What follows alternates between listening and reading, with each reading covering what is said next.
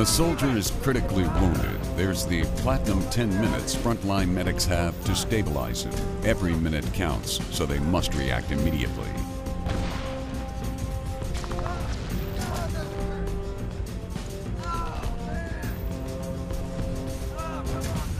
Once stabilized, the medic's next order of business is passing along the right information quickly. Digitally documenting care from the point of injury is critical. It's the soldier's first medical footprint. It provides a tool for assessing treatment of men and women on the battlefield.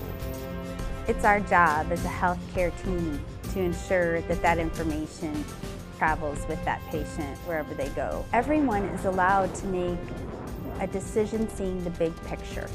By the time a medevac arrives, the soldier and his medical information is ready for the next round of care.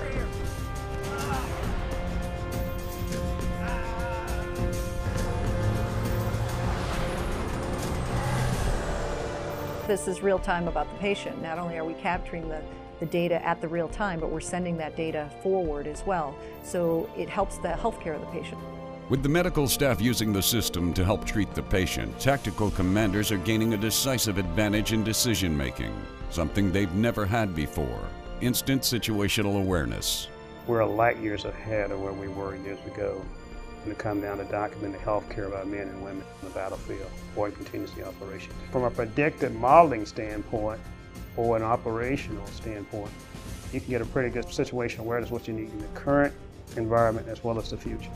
When a casualty arrives at the next level of care, the medical team is prepared for him.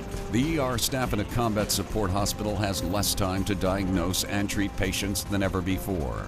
When casualties come in with gunshot wounds or trauma from explosions, then time is of the essence. We immediately want to know what major illnesses a casualty has or a patient has.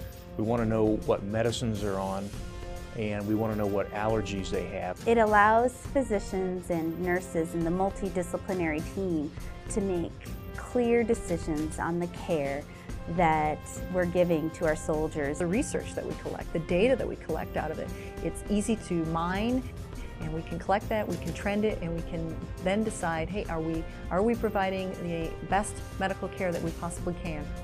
It's clear that having the right information on hand can help save lives. What's often unseen is the effect the digital medical record can have on the patient's continuity of care. When the soldier goes from us to Balad, Balad has a very clear idea of what we've done.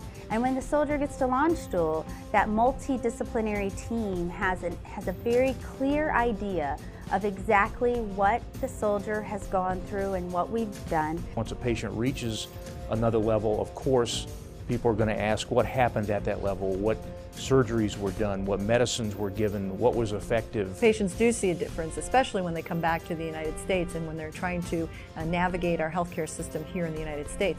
They don't have to search for paper copies of their records. They don't have to worry about taking that home now. The electronic medical recording effort on the battlefield is continuous. The impact will be felt for many years to come. We're the advocate for that soldier. We're the ones that are making sure that that soldier's story of injury is told accurately and is a full, accurate history.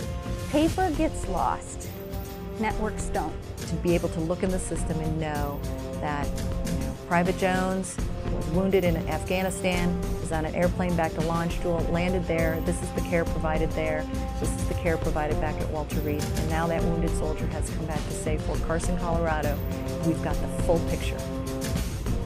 For more information on the Electronic Medical Recording Initiative in the Combat Zone, visit www.mc4.army.mil. MC4, the gateway to medical information for deployed forces.